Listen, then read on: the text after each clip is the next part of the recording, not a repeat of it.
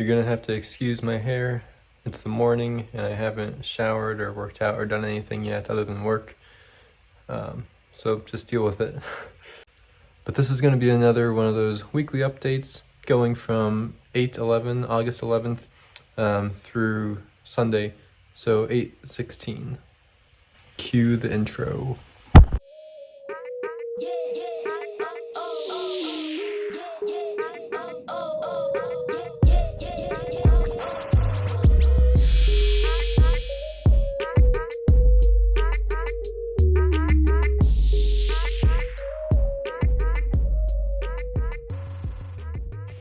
Tuesday, nothing noteworthy happened.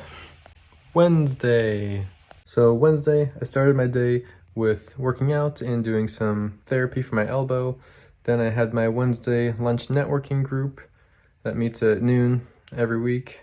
They do a hybrid meeting, so both digital Zoom as well as in person now with social distancing, I'm sure. And then other than that, another highlight was the afternoon where it was called a networking and first look event. So I think that was technically this business's grand opening, because I think they opened a couple months back when obviously the whole lockdown and craziness of the world was still in full swing. And it was I don't know the name of the place, but it was like wine, beer, and spirits. I think that might actually be the name. It was very generic. Barely had, I think they had like a banner. I don't even think they had like an actual sign on the building. It used to be in an old, or it is in an old Toys R Us building, and it's just one liquor store, and it's huge. It's so massive, but it's I think they said the biggest liquor store in at least Nebraska. And I think they said maybe even the Midwest. But you can shop for all sorts of alcohol there, and then you can also drink while you're shopping. And I had a double shot of this, like what I find out later to be $85 whiskey, and the double shot was only $7, so that was a steal. And this place had my number one favorite beer of all time, and I haven't found that beer anywhere outside of Chicago. I haven't found it anywhere in Nebraska, nowhere in Kansas, nowhere in Iowa. I think I looked for it even in Wisconsin and nothing. So I was very excited that they had my favorite beer. I just went upstairs to grab the beer to show you guys. Feel a little weird grabbing a beer at 10:30 in the morning, but here's the beer.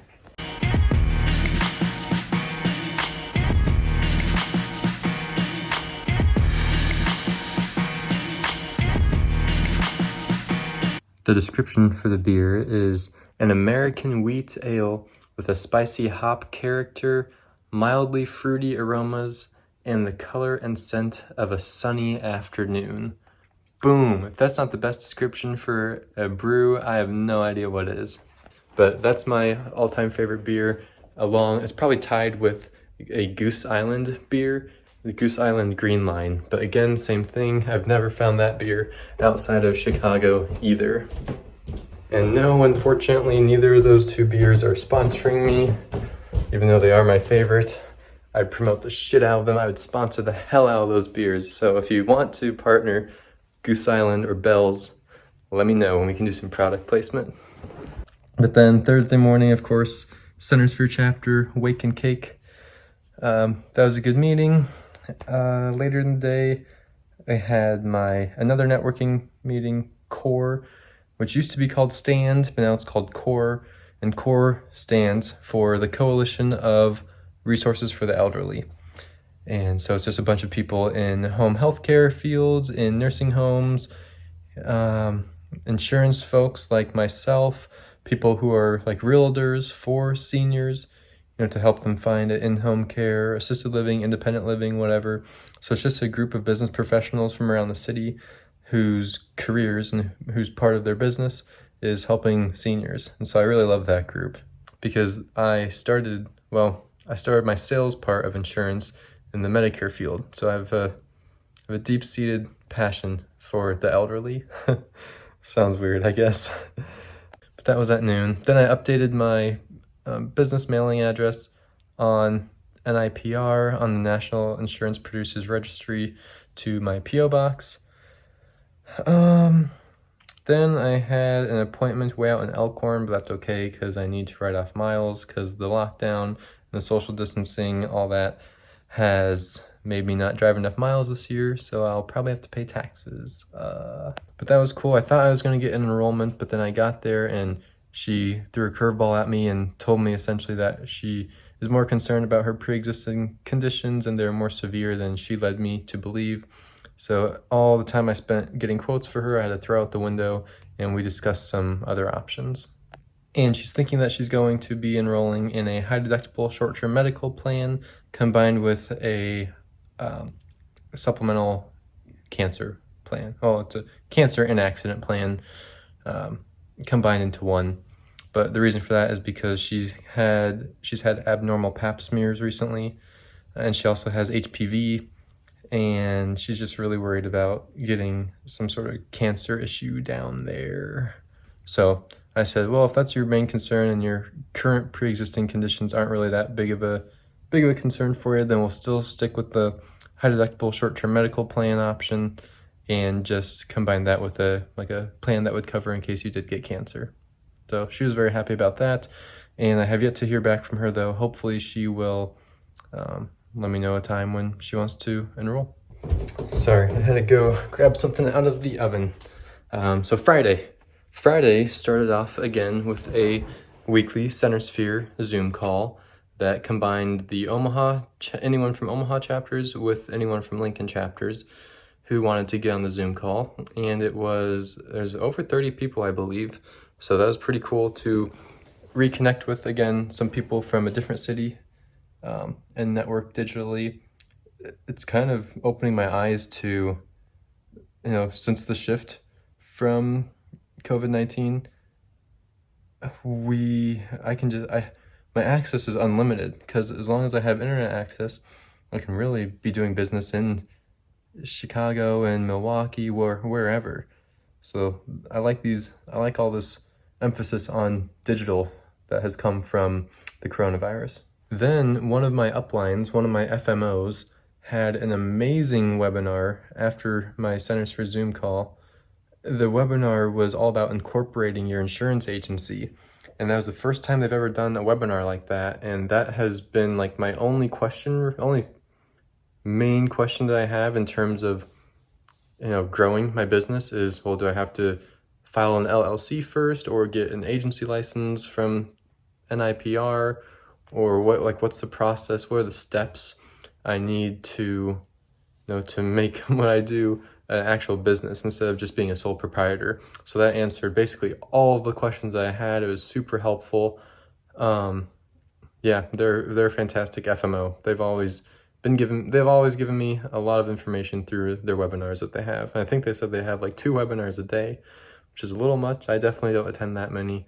I just pick and choose the ones that are relevant to me, and this one was spot on and was perfect for myself and for where I'm at with my business.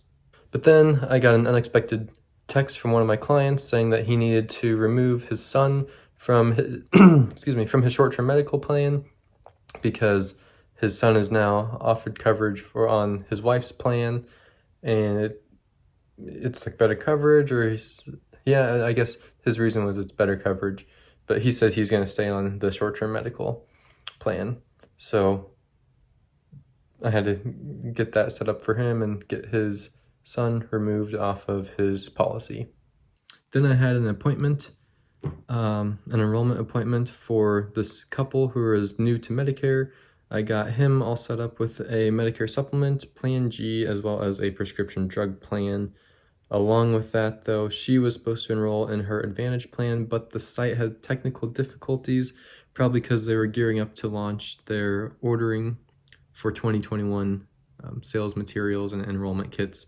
So the site was down, and unfortunately, we couldn't get her enrolled in that Advantage plan on Friday.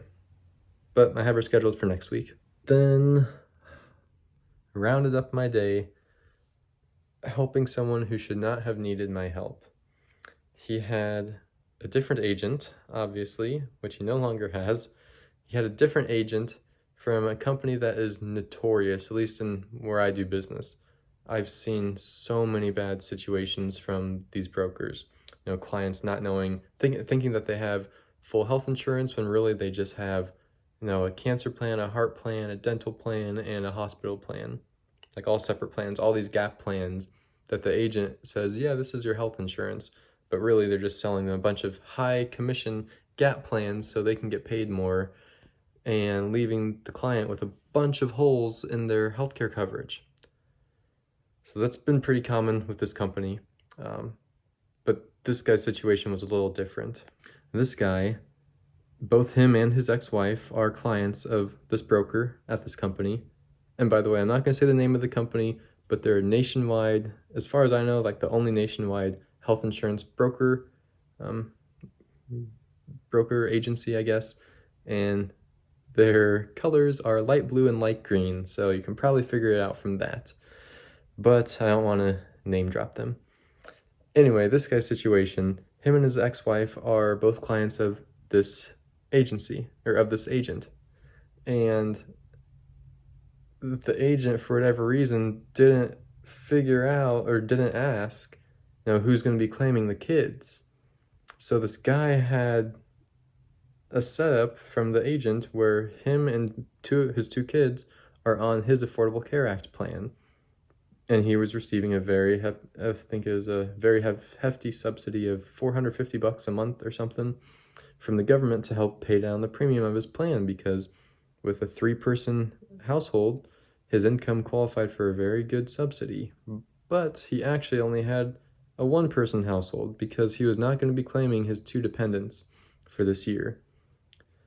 So what that means is, because of his agent's mistake, because of his agent's lack of knowledge and lack of professionalism and lack of awareness on his job, this guy, my client now, is going to have to pay back the IRS like at least $2,500 next year in tax credits that he's received that he shouldn't have been receiving.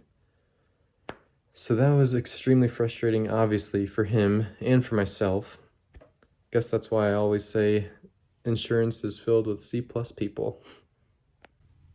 But the client was irate, rightfully so. At no fault to his own. He's going to owe a couple $1,000s to the government because the agent didn't do his job.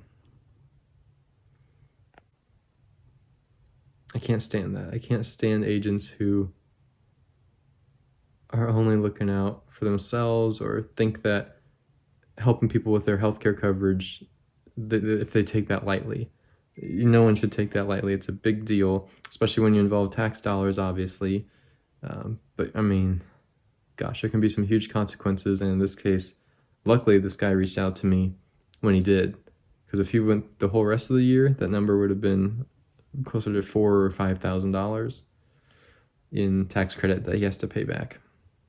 So there was no silver lining with that story. It's kind of a dim way to end Friday, but I did get him and his sons enrolled in a short-term medical plan, as well as a dental plan and a telehealth plan. So all of that will be good. It's a little worse coverage and it's a little more expensive than the Affordable Care Act plan that they had, obviously, because they had such a great subsidy as well. But yeah, at least I was able to help them out and he won't have any issues like that come up down the road. And I want to just talk to you guys about my personal life more. And so Friday night, my girlfriend and I and her brother went up to Okoboji. We went up to the lake and we spent the weekend at the lake, which was fun. We went boating, went wave runnering, almost sunk the wave runner. I hope her parents aren't watching this. That was fun. And we took the dog, of course. So he loved seeing all the grass, all their land. Overall, this was honestly a perfect example of the life of an insurance broker. There's some networking sprinkled in, there's some webinars, there's a couple enrollments where I was helping clients, There's some referrals. What else? Yeah, I get to, work out in the middle of the day or the beginning of the day, get to control my own schedule, and just kind of have some freedom, have the freedom to do what I want and also help people. So I think right there is a good spot to sum up this episode. If you enjoyed this, please, of course, give me a like, give me a subscribe, leave a comment. I'd love to hear some feedback on these videos, on how I deal with different client situations, on the networking that I'm doing, how you can get involved in some of these groups.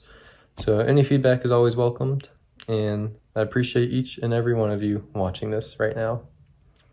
Thank you, guys.